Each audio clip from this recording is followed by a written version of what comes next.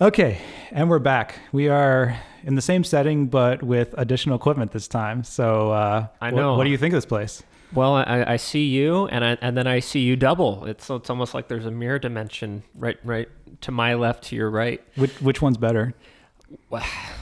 They're both equal. Equality of outcome. Yeah, no. Not going down there. Okay. Shut up, Sean. All right. So I want to kick this off by sort of picking up with a few questions that are going to lead in from what we talked about last time, and then we'll expand upon that a little bit. Okay. All right. Sounds good. Okay. So here's by the way, Sean, I'm Wolf. Yes, I am Sean. He is Wolf. We are Olympian Philosophics. Welcome, everybody. Yeah. Good to get that out of the way first. Okay, so Sean, I want you to answer me honestly. Is biased thinking to be avoided? So, I don't think, it depends on what you mean by bias. So, I'll try to use an example of how I'm biased, right? So, Sure. I am biased in that I prefer to play guitar almost doing anything else in my entire life. Right?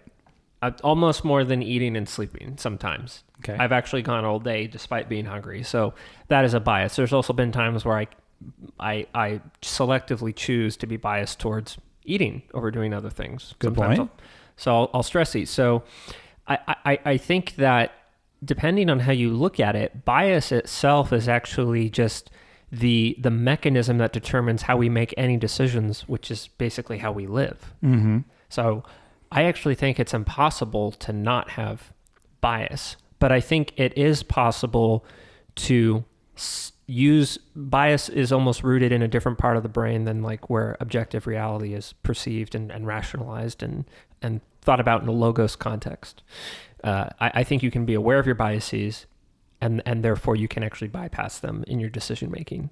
Okay. But your bias is like an instinctual mode of operation. Okay, so how about let me expand with a more specific question then. Maybe that'll help move us along. Okay. That might have been too open-ended. So do you think scientific thinking can be biased? Well, I actually know it is. I mean, in most psychological studies that are done these days, 97% of the studies published prove the hypothesis that they set out to test. Interesting. And that's just psychology to keep in mind, which I think is a little bit hard. It's more of a softer science. It's kind of in that bridge between philosophy and the harder sciences, Right. It's still valid, but I do think that there's a certain proclivity to call certain things science as a way of giving it credibility when maybe the scientific method isn't as strenuously applied as, say, computer coding, biological engineering, mechanical engineering. It's a carburetor is a carburetor, and an organic compound is not an inorganic compound. You can't flub that kind of stuff. So those kinds of sciences use objective-based facts and variables that are agreed upon within the community to communicate just in general about what it is they're trying to prove. But I want to flip it back over to you. Go ahead. Do you think that there's bias, that science can be biased? Not that there is bias in science, but do you think science can be biased? I agree that it can be, and that's one of the things I want to dig into here. Okay. So what I have a question for you. What prompted you to think about that question? What were you observing that kind of caused you to form this question or even a hypothesis?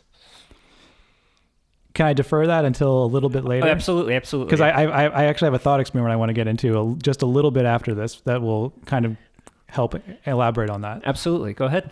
Okay, so there's one more question I want to ask you that will fully get us set up for what we want to talk about here. Okay, so do you think truth or knowledge can be defined or is defined by the majority of what people think or agree on? Oh, that I do not think it relies upon it exclusively.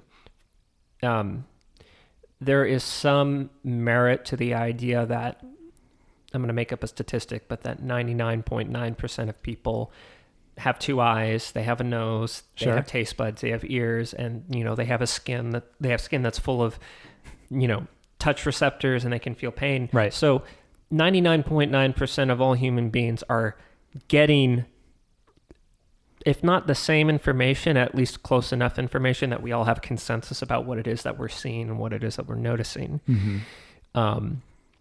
However, I do think that there is some sort of innate human proclivity, and to tie it into our last podcast, where dogma comes in, I think there is a proclivity to try to manipulate other people into believing a certain thing that benefits certain individuals or certain groups more than others. I do think that power is even though postmodernists talk about it a lot, and I don't want to go down that road too much. Sure. Power is a dynamic in human existence that I think is a confounding variable in truth.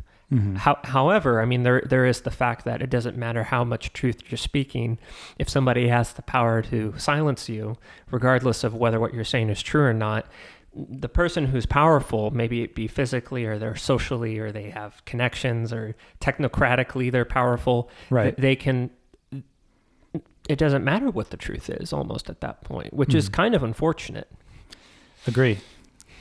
Okay, now let me walk you through this thought experiment that I came up with that I think will help tie all these questions and pieces together here. I really like where this is going, by the way. Okay, I'm glad you do, because we're going there regardless. Yeah, I'm glad. I have my walnuts right here. I've got my water. I'm all primed and ready to go. All right, well, buckle down, get ready. Let's go. By the way, none of you needed to know that. It's okay. Everyone's along for the ride. You're getting the full picture here. Yeah. Well, that's an example of truth, right? But anyways. Yes. Okay. So here I'm going to start with one thought experiment. I'm going to slightly elaborate on it as I go. Okay. So let's imagine Sean, that there's someone in this planet who has extrasensory perception. They can perceive things that are outside the range of not only human like vision and hearing, but also outside the range of most scientific instruments. You'd have to have very specialized instruments that don't currently exist in order to see what this person sees, right? So they have this very extrasensory perception. And let's just say that they happen to be able to, as a result of this, perceive what we would consider to be the spiritual realm. And they're able to perceive of spirits, ghosts, whatever you want to call this, some sort of beings that exist in a part of reality that no one else on the entire planet can perceive. Okay? So here's the first part of the experiment. So now what's going to happen to this person, right, who's able to perceive all these things that no one else can perceive exist? My proposal to you is that they are going to be seen as someone who's, let's just say, not sane, and they'll probably put it in an institution of some sort. Right. And there's very low likelihood that there'll be any scientific experiments conducted as to whether this person's claims are actually real or not. Do you agree with that? Well, this sounds a lot like something I went through. Okay. Do you want to tell the story, or are you not comfortable with that? I actually think this is a perfect platform to do so. So I'll give you a little bit of a rundown. So okay. And by the way, I just want to preface what I'm about to say in that I'm actually not the only one who has perceived things this way. I think I mentioned in our last podcast, Dr. Carl Jung in the 30s or 40s when he was interviewing a schizophrenic patient who was using all of this terminology to deal with the sun. And then 4 years after that happened, an anthropologist was publishing these stories from Germanic tribes, I think it was, if I'm not mistaken. And the words in those stories matched up almost perfectly word for word with what the patient was like gabbing about. Yeah, I remember that. So a little bit of synchronous, and I've had many experiences like that myself, and I mentioned that in the last podcast. So this is actually where I think it ties in very much to what's going on in the world today, because I think one way that you can certainly alter how the senses that you already have are functioning are with substances, psychedelic substances, right? I think that's, and to your point of how that relates to a spiritual experience, those entheogens, I think is what they're called, but I could be mistaken. Those actually constitute a sort of spiritual awakening in a lot of people, or a spiritual experience. Ayahuasca, for example, a lot of people report talking to machine elves, for example. Right. And I have no idea what a machine elf is. I have no concept of what that is. an elf is something that's only heard in fantasy, and machines, I mean, obviously we know what machines are, but it makes me think of robotic fantasy creatures. I have no concept of what that is. If someone tells that to me, I have no grounding concept with which to relate that to. So naturally, I will think that it's insane. And I think anyone else who hasn't experienced it would. But I will actually go out on a limb here and say that it's entirely rare, if not impossible, for somebody to have perceived something, even if they think they're seeing something new that no one else has experienced. I think it's almost impossible that happens in a sort of solipsistic, it's like a one-time thing. It's like the singularity. It's the only time it's happened. Yeah. I mean, yeah, this is very extreme just for the purposes of this experiment. Right. I'm kind of going into my own self-narrative here, so I have to be careful. I have to keep it grounded in the context of what you asked. Okay. I think that, I think it's entirely possible for someone to be crazy. I'm going to defer, actually, we were talking about the atheist and the psychologist last time. I'm just going to say the name if that's okay with you. Yeah, go ahead. Yeah, Jordan Peterson actually was talking in classes about shamans, actually, and about what role they served in a lot of these indigenous societies. And in many times, the youth in whatever culture or tribe existed would kind of have these spontaneous tendencies. They would maybe play by themselves. They wouldn't really socialize with other kids, but they'd be very drawn to, like, they'd have dreams. They'd have dreams of the future. They'd have dreams that the culture and the other elders realized, oh, I've had these dreams before too, or the other shamans have had these dreams too. You know? So the thing that's scary, though, that Peterson mentions is that when you see people who are schizophrenic, who are institutionalized, and, you know, they're obviously feeling some sort of energy. And I've seen these kinds of people. There's two types of people. There's the tethered crazies and the untethered crazies. Can you explain the difference? I don't think I know. So, like, an untethered person is like, they're completely a slave to there's no other way to put it, but the energies that are around them, like the homeless people that you see on the street who are like saying random things to you, like, it's almost like they're so focused on taking in the energy around them that they don't have anything left for themselves. They have no actual ego or identity. Their ego has completely disintegrated. So they're completely almost dead in a way, even though they're still alive. Their consciousness has been completely removed of its own personal identity. Those people are untethered. Oh man, there's so many like rabbit holes I could go down with that in terms of like psychological zombies and stuff like that. But I'm gonna leave that aside for right now. Non-player characters, basically. Yeah, in terms of like, you know, what's going on in their heads. But yeah. Anyway, and then the tethered people, and this kind of is in line with my most recent experiences, where they go to that place where they're feeling the energies in a different way, they're perceiving reality in a different way. They're purposefully going there, but they're able to bring back some sort of message in the form of a language or a symbol or a sign that has meaning to people who haven't gone on that journey with them. And that's, I think, the real essence is, it doesn't matter what you perceive, it matters what you communicate. Okay, so back to the thought experiment. Regardless of how you communicate what you've experienced, I guess, so one way I think you could communicate it that might be perceived differently is if you give it sort of a religious context. If I had a religious experience, maybe that's more acceptable in some circumstances rather than saying I saw a ghost. Is that what you're trying to get at here? Is there a different way of communicating it?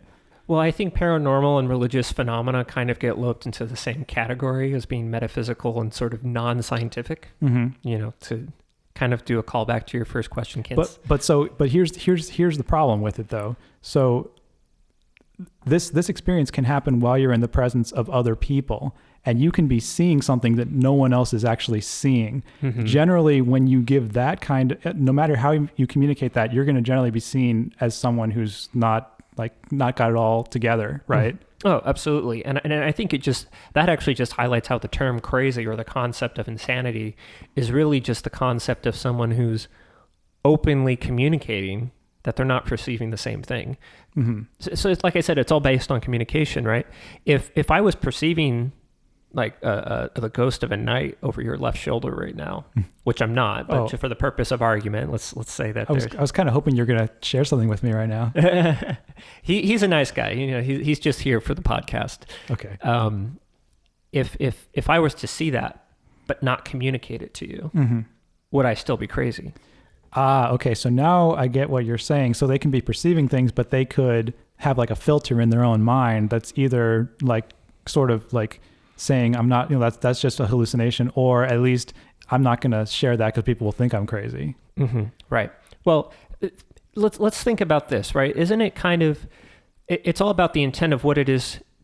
Like, I'm looking at the room that we're in right now. I see vents, I see a door, I see multiple doors, I see a cabinet, I see a refrigerator, I see the chair you're sitting in, I see all of these things. Yeah. It would be crazy for me to articulate and communicate to you everything that I'm perceiving in this room. Mm-hmm. You might look at me and be like, will this guy ever shut up? Why is he talking about my room? We're trying to do a podcast here, And it is a matter not just of perception, but filtering. And people who have autism and Asperger's too, they actually have an acute awareness to their surroundings, right? So for the purpose of argument, let's say that someone with a very severe case of autism lived in this room. Mm-hmm. If I moved that chair that's behind you over there, they wouldn't perceive this room as the same room with that chair being moved. They would perceive the entire environment as being completely different and shifted because where that chair is in relation to everything else affects everything else. So that's an example of they're seeing the same things as we are, but they're processing it and conceptualizing it differently. Right. Even though they're not hallucinating, like there's in psychological terms, there's a positive symptom, which is where there's something added to your experience, and there's a negative symptom. So, having a negative symptom would be like depression, but like a positive symptom would be like mania. And I don't mean it like good and bad. I mean like something's there versus something's not there. Okay, point well taken. But let's just say the person in this thought experiment is voicing they have no filter. They're just voicing all they're seeing to people around them, and they're basically seeing them as insane. Mm-hmm. So the next part of the question I have is that person wrong, and are the other people right? Because there are many more that don't perceive it than do. Mm-hmm. Okay. So I'm drawing on my own experience because it's almost hard. Did you listen to my story and ask the questions these ways? But I think it's so important. I did that. So I was living at home with my parents, and I was smoking a lot of cannabis, and I started to see things and perceive things that maybe weren't there. Well, let's just say for the sake of argument that they weren't there. Right. Yeah, I mean, you can't verify at this point, so we could go either way with this, right? Right. And, I started to see like shadows in the corner of my eye, which is actually a very common phenomenon in people who have bipolar, and smoking cannabis actually induces bipolar. But anyways, they were very scared because they didn't understand the reason for why I was telling them these things. Right. It's not just what you're communicating, it's the intent behind it. If you say, for example, I spoke to a ghost, and you focus on just the novelty of that, and you get obsessed with it to the point where it's like you think there's another realm and you try to escape to that realm. Yeah. Is mental illness. But if you see a ghost who's telling you something that's maybe turns out to be meaningful, like it could be something really innocuous, like stop playing video games too much. Right. I've actually done active imagination experiments, which is where you try and talk to your subconscious as if it's a separate entity and ask it questions. And some of the answers I get are things like, make your bed stupid. Yeah, I don't want to go too far down. Anyway, I don't want to go too far down a rabbit hole. But I just want to share a quick anecdote that I've heard of an interesting technique of building up like a council of elders in your mind, where you pick like historical figures who you want to be your advisors, and you study them enough that you can sort of imagine them in your head, and then you basically you have conversations with them in your mind so that you can sort of better inform your decisions. I thought that was an interesting idea. I actually do that. I do that when I'm writing. Like I'll do things like I'll ask usually people who are dead, because it's like I feel like feels like you're communicating with the dead a little bit. But like Dr. Carl Jung, for example, I'll talk with him, or so many other people. Mm-hmm. I think one time I even tried to ask Marx what he thought of everything going on. But we'll leave. Yeah, we can talk about that later. We can talk about that later. We're not going down that road. So I think that it's you can be perceiving something and communicating something without a filter. It's insane if it's something that doesn't benefit you and the people around you. Now, this can go both ways. in our current society, we don't have much respect. Well, it's kind of funny, ironically, the way our culture is right now is we actually tend to give a lot of respect at face value towards everyone's own individual subjective experience, right? Yeah, well, but at the cost of a sort of cohesiveness. I mean, the problem there is that not everyone has the same experience, though. So how can you give everyone equal respect, right? That's the problem.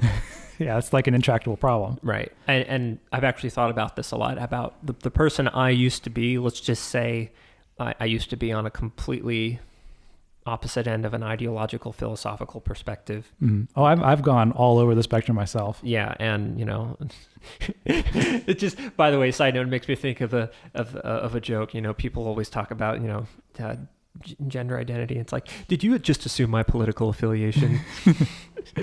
Anyway, yeah. So this gets to actually something that really underlies postmodernism, which is, is there any objective truth if everyone has a slightly different perception? Mm-hmm. But even if you have the same perceptions, everyone has a different starting point.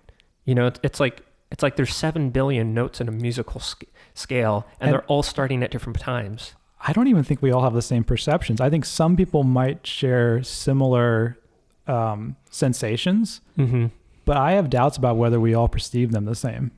Right. Well, I bet our ears are even tuned slightly differently. You might hear certain overtones in music that I don't hear. Right, because I think everyone's unique experiences necessarily has caused them to fine-tune like the filtering and the perception mechanism differently. Mm-hmm. I don't think there's a way for everyone to have exactly the same, or even two people to have exactly the same experience. Right.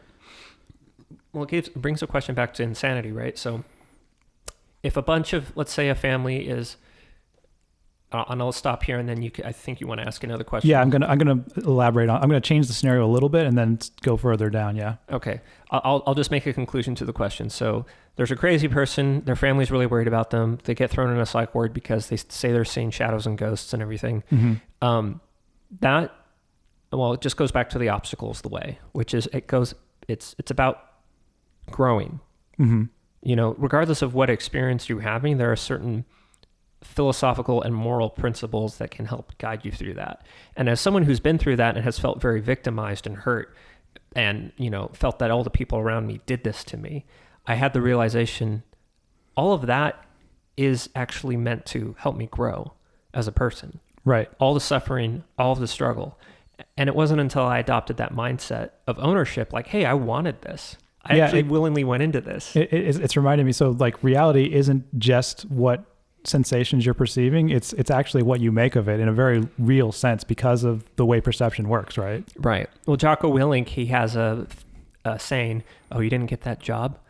Good. I'm trying to do it in his voice. Your girlfriend left you? Good. I can't do that deep of a voice. Yeah, that's a very stoic approach. I personally I like that idea. Yeah, so it's not just what was it? Shakespeare, I think, said, I can't remember exactly how it goes, but, good or bad, thinking makes it so. Mm-hmm, exactly. It's like that, right? So long story short, the magicians and the shamans, if they're seen as crazy and thrown in a psych ward, I mean, it's like, you know what? It's an opportunity to learn from the experience. Mm-hmm. I honestly don't think if that hadn't happened to me, I wouldn't be where I am right now. Well, glad to have you here the way you are right now. Yeah. And glad to move on to the next point. Okay. So this is only a slight adjustment. It's not going to take very long. I just want to make one more point with this. So let's imagine very similar scenario, but let's imagine that the ghosts that the single person is perceiving are within the range that can be detected by like scientific instruments, but not within the normal perception range that are like visible to other people. So it's not visible to sight and things like, and the standard like cameras would pick up or anything like that. But with, standard, I don't know what the instruments would be, but let's just say oscilloscopes or whatever, standard instruments scientists have, they could detect them pretty easily, but they would have to be in the right place where the person is perceiving it. So does that change the scenario at all? Do you think the person is any more likely to be believed or to be studied experimentally? Because my point is, I think the way that science has biased us, we are not any more likely to believe this person, even if the science would prove that they're right. So the first thing that pops into my head is the Paranormal Activity movies. Okay, yeah. That is literally a thought experiment and it highlights the points of your thought experiment, I think, quite well, which is what happens when there's obviously an entire family perceiving something. Well, that's slightly different. Slightly different, yeah, but I get your point. Just imagine there's one kid who's like, they're having dreams of demons, let's say. Yeah. So the parents decide to put a camera over it, and right at the precise time that a kid wakes up screaming, there's like the camera shorts out or something like that.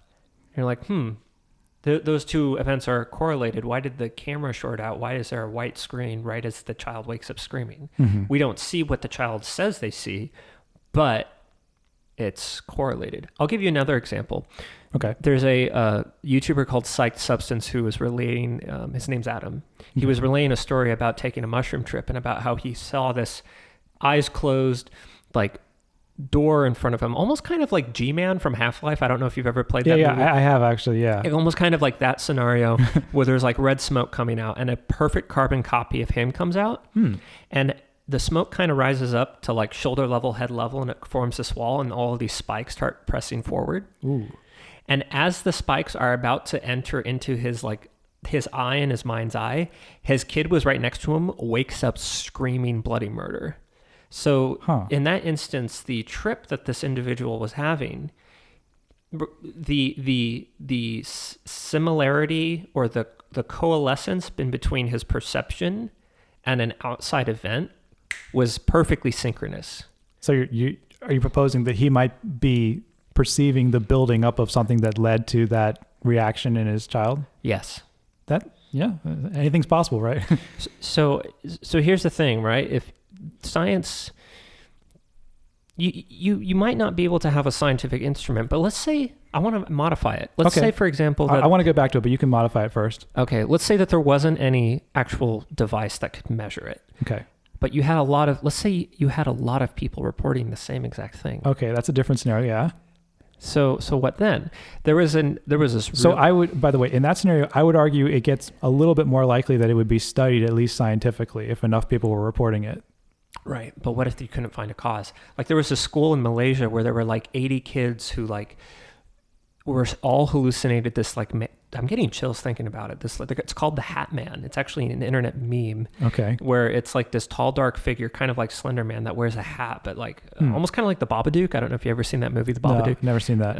It's about a boogeyman basically. But 80 kids like reportedly like were passing out and all having simultaneous visions of this one entity, and they had like scratches on their body in like weird places, and it was like, but it wasn't just one kid. It was like an entire school that just all randomly got hit with the same thing. I feel like I never saw this episode of The X-Files, but I would have liked it.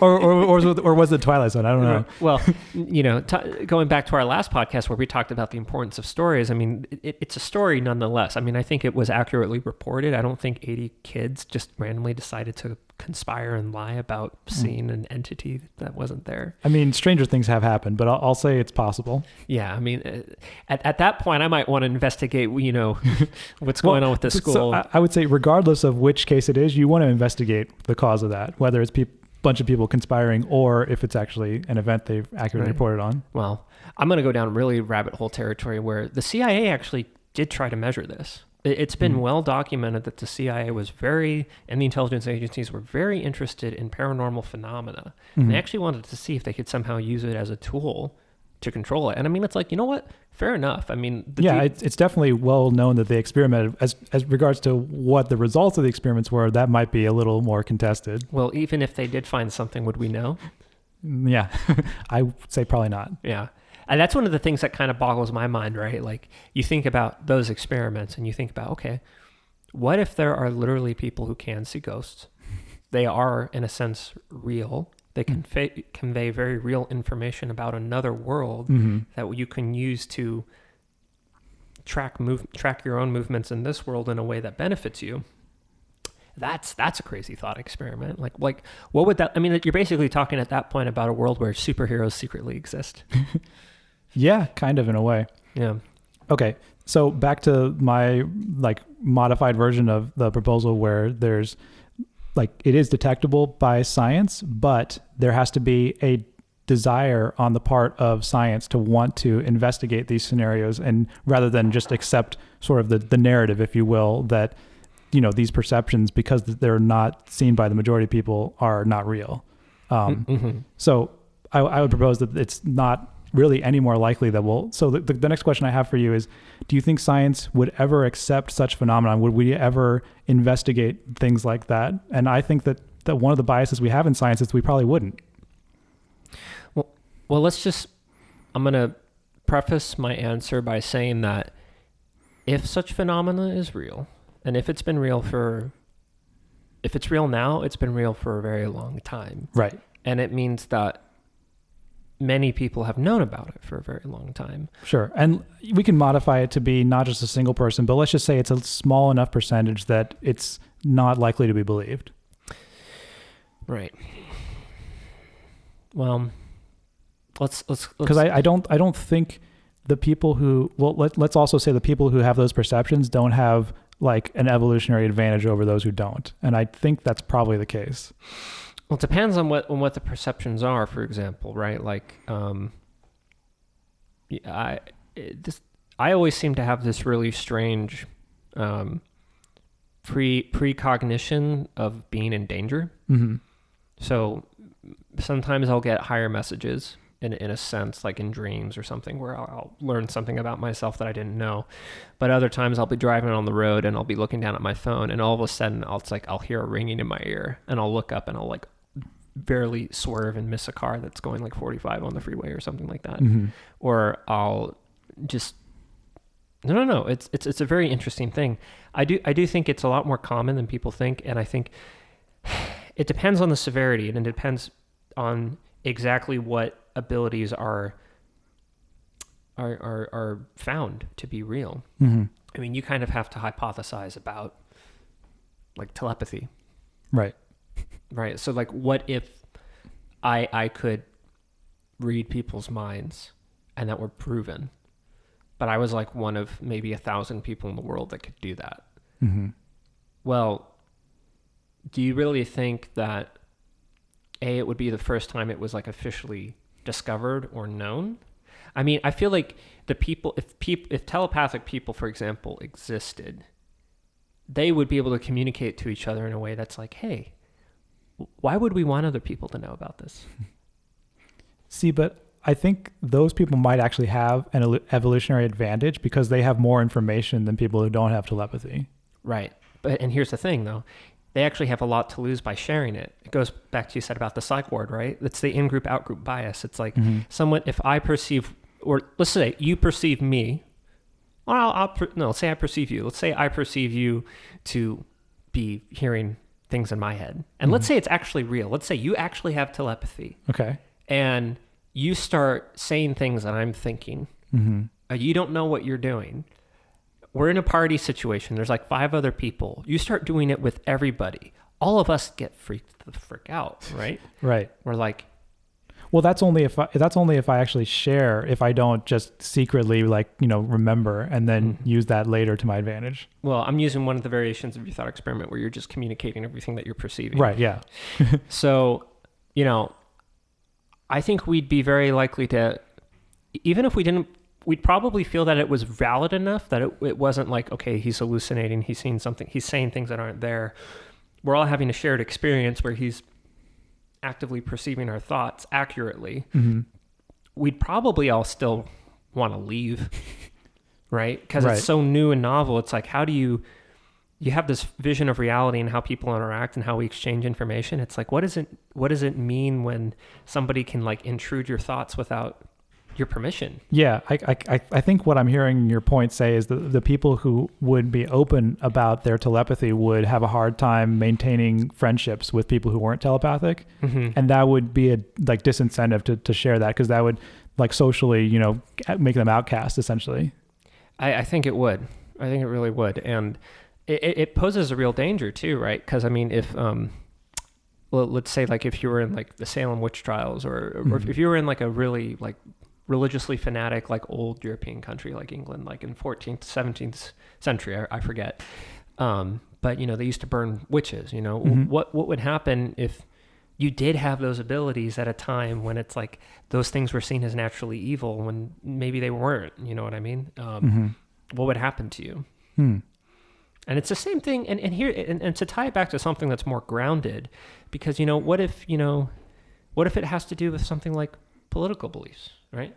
I mean, we live in this day and age right now where so many people are talking past each other. And I'm just taking that, I'm only talking about it that far. We're talking past each other because everyone's perceiving different things a la social media, because the algorithm kind of manipulates and makes sure that everyone does see something different.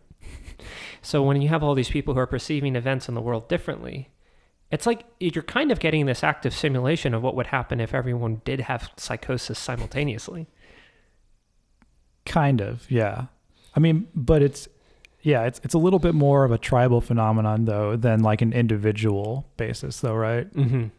It's because it's not quite if every single person had completely different set of views, then that would be a different problem. That would be like just out warfare with everyone. It's more of like a tribal conflict type of scenario, right? Yeah, where it's like all the telepathics would like form one group and all the pyrokinetics would form another.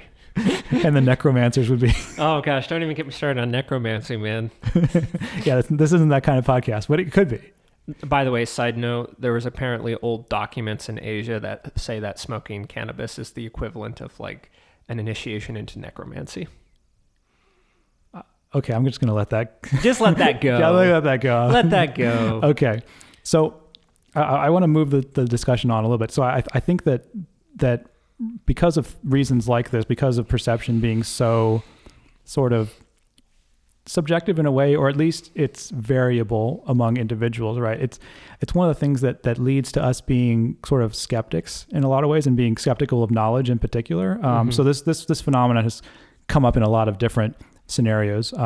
In like the older variations of this, there was the notion of evil demons that were deceiving people, or like, am I just living in a dream constantly? Things like that.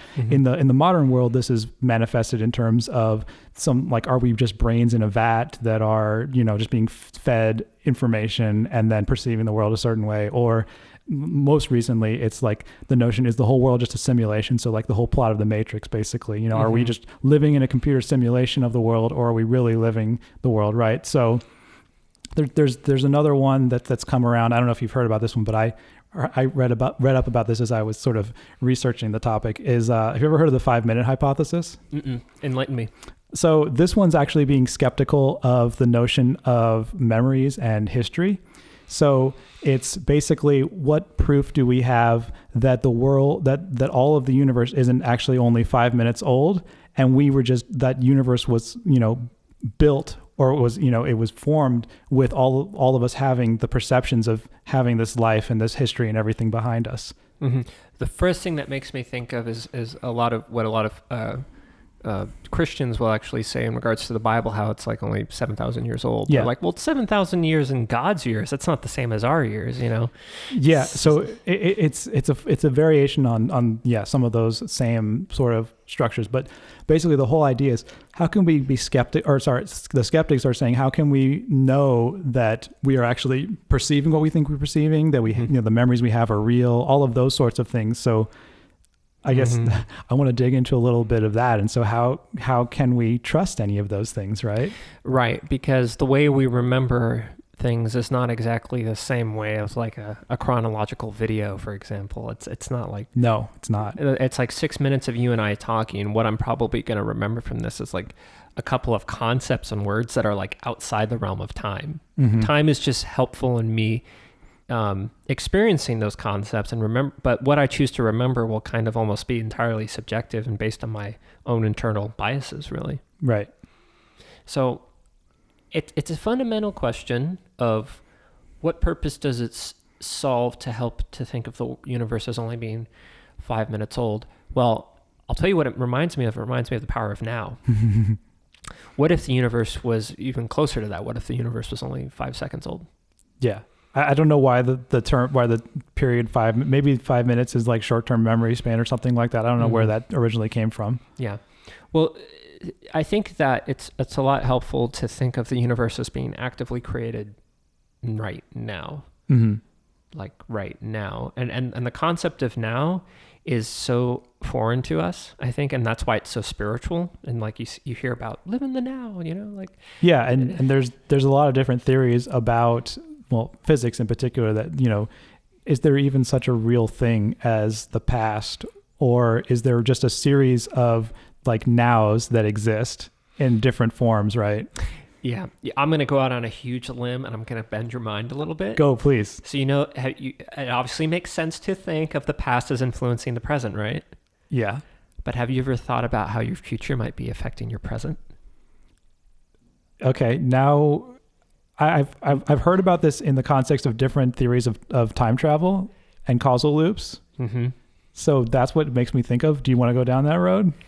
Well, I'm going to use the term, I'm going to think of music, actually. Okay, tell me. So it's so interesting to me in that, so I record myself playing backing tracks a lot as a way of practice. I'm going to go in somewhere with this. Okay, please. In the performances that I enjoy the most, I end the backing track on the root note or some harmonious note.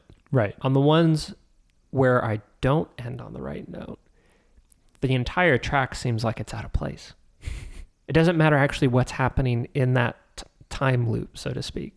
What matters is what's happening at the end. And it actually doesn't matter how I start either. What matters is how I end. That determines whether it's enjoyable. And you'll hear this in music philosophy a lot of the times. Where I do a lot of, I've been in the business and the technical world a lot. And whenever I go through different preparations for presentations, most of the attention is actually given on how to give like a really good ending to the presentation. That seems to be what people care the most about, is what you leave people with, like the way you sum things up and the way you do the right wrap up, rather than the intro is like kind of important, and the body is like, yeah, you're expanding on ideas, but most of that people are going to forget. Most of what they're going to remember if they stick around is what you end it with. Right. And I think to tie into achieving a transcendental spiritual purpose, which I think is the fourth step in your principles of philosophy, is, if you have something high to aim towards, like a good note to end on, it's going to subsequently influence all of the notes that you... By the way, I'm not going to get to it yet, but by the end, I'm going to propose 4 different solutions to this problem, and we're going to think about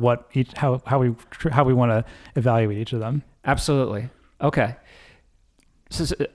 I actually really want to hear that, so I'm going to quickly wrap this up. So I'm going to hypothesize that in this event of planning, where you kind of envision the future and you visualize.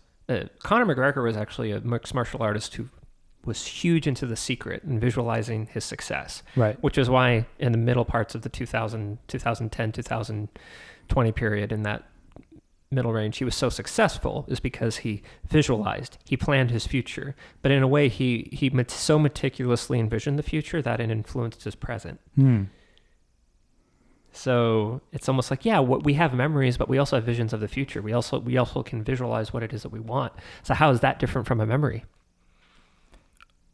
Oh man, like there's such a rabbit hole we could go down with that, but why aren't we going down these rabbit holes? This is fun. This is, but I also want to be able to like put a time box on these episodes. But this is true. By the way, everyone, I'm Sean, and I'm the chaotic one. Wolf's the incredibly logical and organized one. Not that I'm illogical, but that's only to a point. But let me just say real quick about that. Like, here's a thought for you. What if, when you're visualizing or you're, you're planning or you're thinking of the future, what if you are actually experiencing futures that do exist and not just in your head? You're like tapping into some future reality in those cases. Absolutely. And you're actually experiencing within your own mind. Oh, absolutely. And I bring up Jordan Peterson again, but he has a future authoring suite. I've heard about that, and I kind of want to check it out because I've heard good things. Yeah, it's super cheap. It's only like $7, roughly about that, depending on the sale. Yeah. But anyway, as far as visualizing your future, I mean, to bring it all back to something pragmatic, the whole reason we're having this discussion, I imagine, is so that we can kind of, figure out maybe what perceptions we want to communicate with other people. I mean, is that kind of... Yeah, that's a big part of it. And try to understand even what it means to perceive something. Right. And that's a good question, right? Yeah. But here's the thing. What if we couldn't communicate? What would be the point of perceiving? Yeah, you're reminding me of, if a tree falls in a forest and no one hears it, Right. But it's like that tree still happens. Maybe that tree falls on like a badger's nest, kills the mother badger. There's only like one orphan badger that makes it. It has a completely different life. It causes a chain reaction. Well, I think part of it too is about meaning, right? Because if there's no one to perceive it and to, to write a story about it or to pass it on, like does it even matter that the event occurred, right? Right. Well, I think that's why communication plays into perception. Yeah. I'm communicating with sounds, which you're perceiving. So I think communication, and that goes back to telepathy. It's like a form of telepathy is almost, you could almost argue it's like a form of communication without perception. You're hurting my head, but I get where you're going with that. Yeah. Anyway, that's my job. If I'm hurting people's heads, I'm making them think. Awesome. You do that to me all the time. You sent me like the text message about, what is it, the ghost that couldn't perceive anything? Yeah. Right. Well, yeah. Anyway, you sent the thought experiment to me, and I was like, my head hurts. I can't do this anymore. Okay. Okay. So yeah, I think we're about at the point where we should start wrapping it up. Well, like getting into the last points I have here. So I would propose that there's like four main, there's sub branches of these, but there's four main approaches or answers we can have to basically this problem we have here, right? Of can we trust our perceptions? Can we trust our memories? Can we trust anything that we consider knowledge, right? So we could, one approach, and this is unfortunately all too common today, is we could accept the skeptical view and say that, well, because we can't prove that these perceptions are real, we're not dreaming, that we're not just, in some simulation, we're not a brain in a bat being zapped different perceptions around us, because we can't prove any of those. Because the reason you can't prove any of those is any evidence you could come up with that tries to prove that is consistent with the view in which that is the case, right? There's because the only evidence we have is what we perceive, right? So that's the problem. There's other things we can prove that are just internal to ourselves. So like, obviously Descartes, thinking is, and, proving that you're a thinking being is something you can do, but that's not the same as what you perceive, right? Right. So one approach is we could accept that, and that's essentially nihilism at that point. It's like, we can't know anything. I would propose that's not the right approach, but that's, like I said, unfortunately all too common today. Yeah, nihilism, you can't perceive anything. There's no objective truth. I mean, that's a dangerous road. Okay, so we don't need to go too far down that road. I figured we wouldn't spend much time on that one. So the next approach, and this ties it all the way back to the last talk we had and been talking a little bit about, is we could just accept on faith that what we perceive is real. We could essentially have like a dogma or a belief in our heads about that and sort of treat that as, perception is reality, basically, right? So taking our own perceptions. Yes. Okay. Now, this is dangerous in a slightly more subtle and not obvious way. I see. So you're highlighting two extremes. These are the two extremes I'm starting with. Okay. I like it. So I can actually perfectly highlight an example of how this is dangerous. For example, if you do perceive a ghost and you automatically think it's real, you start ascribing these concepts of meaning to it before you even know what it is that you're seeing, you can get sucked down. You become one of those homeless people on the streets pretty quickly. Yeah. So, but I want to hear what your other solutions are before I go down. Oh, okay. Yeah. Maybe we can come back to that if you have any thoughts. So the next approach we could take is you could try and come up with some sort of logical counter argument for this proposal. You could try and refute the claim itself, right? Refute your own perception? Well, refute that you would kind of logically prove, not on dogma, but somehow prove with logic that we can trust our perceptions. Okay, I see what you're saying. Okay, so this is kind of, it's a more toned down version of your second. Right. It's trying to accept the premise, but it's also trying to do it in a way that's consistent logically, so you're not doing it just purely based on dogma. Right. And this has been tried, by the way. I didn't take too many notes on all the different approaches because I couldn't find one that I found compelling. It's like I said, there's no evidence I can think of that you could come up with that's not consistent with the view that the premise is already true, that you can be deceived basically by your perceptions. So I think it's a dead end, but it's an approach that people have taken before. Mm-hmm. What is it? This is kind of a side note, but what is the difference between perceptions and experience? Oh man, those two are so closely related that I like in terms of the different pieces of like how you see reality. I like to think of sensations as being the raw sensory input, like the nerves you have that feel things, or all the different stuff in your body that senses things. And then I like to think of when you feed that into your brain, the process of interpreting that, like filtering and everything, as being perception. I'm not sure where experience fits into that. Mm-hmm. Well, God, I use the psychedelic example almost in every single sentence I say, but Joe Rogan had a really good quote where, he was talking about people who trip and they have those altered perceptions. And he's like, it doesn't matter whether what you're seeing is real or not. The experience is still the same. It still happens. So. Right. Yeah. I would say that, yeah, the perception is kind of like, is a factual thing, is true, is the knowledge, but the underlying the underlying sensations behind it could potentially not be true, if that makes sense. Or the world may not be as you are perceiving it, is what I'm trying to say. Right.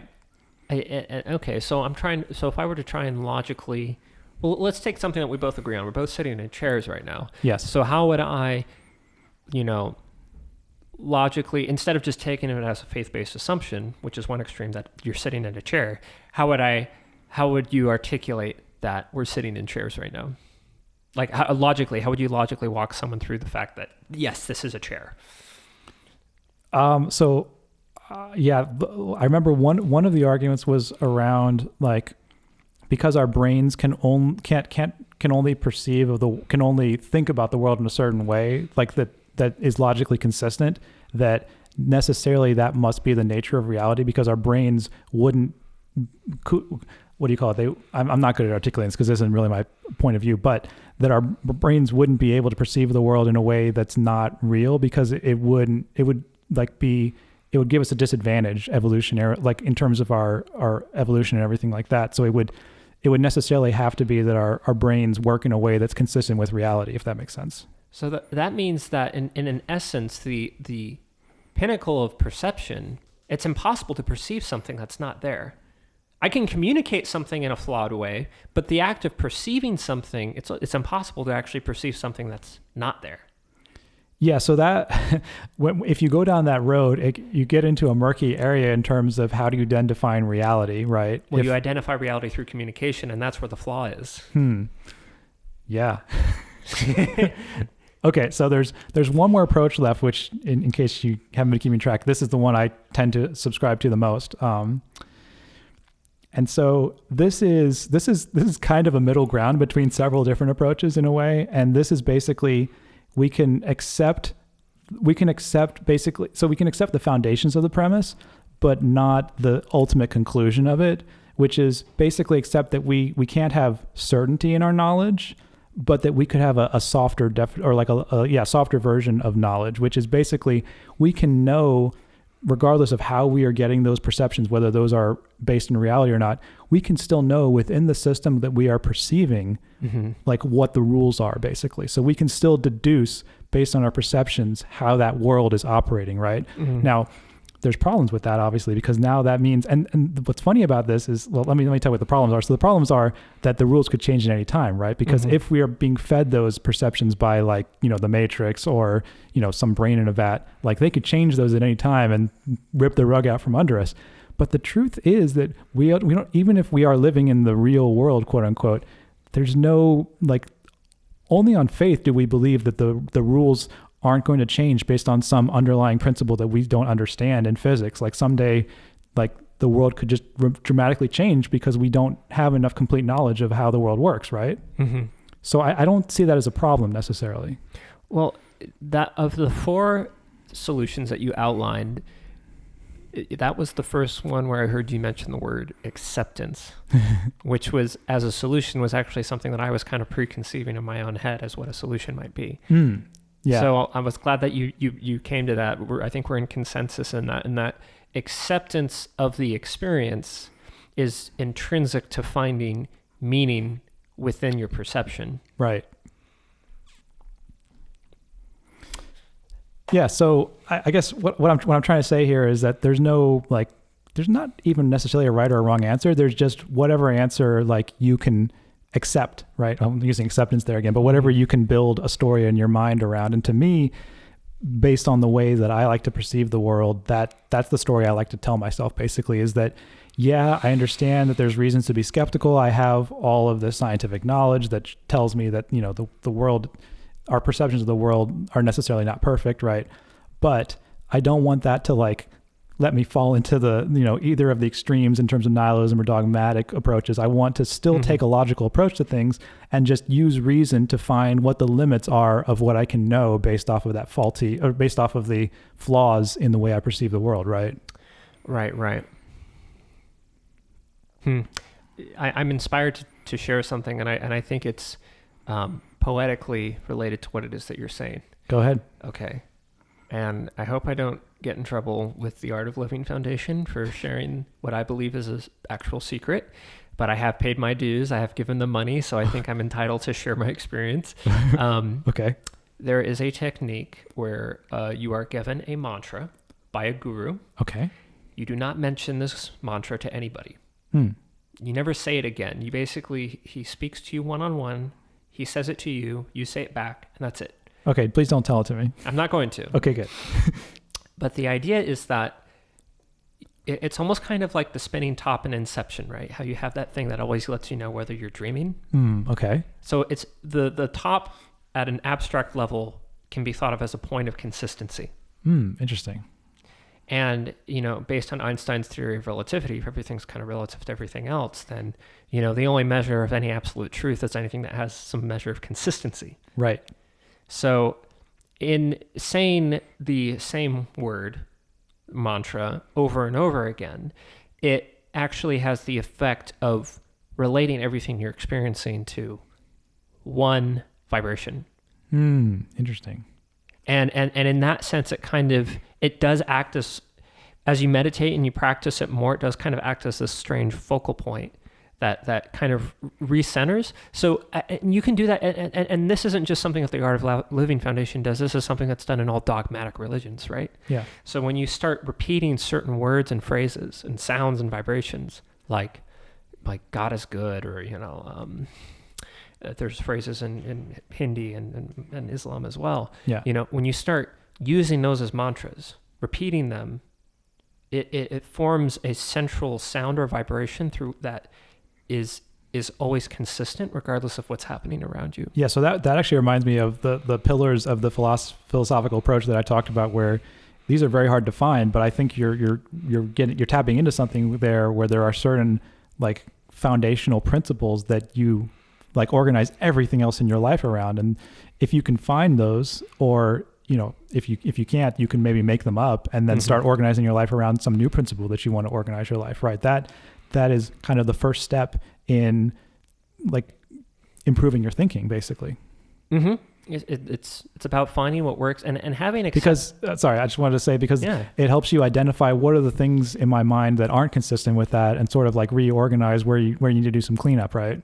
Exactly. Well, as Jordan Peterson says, clean your room. Exactly. Well, I think that's going to do it for this time. So it's been a pleasure as always. Wolf, thank you for hosting me. It's been a pleasure as well. Looking forward to next episode. Enjoy it. Looking forward to it. Thank you. Later, Olympians. Bye.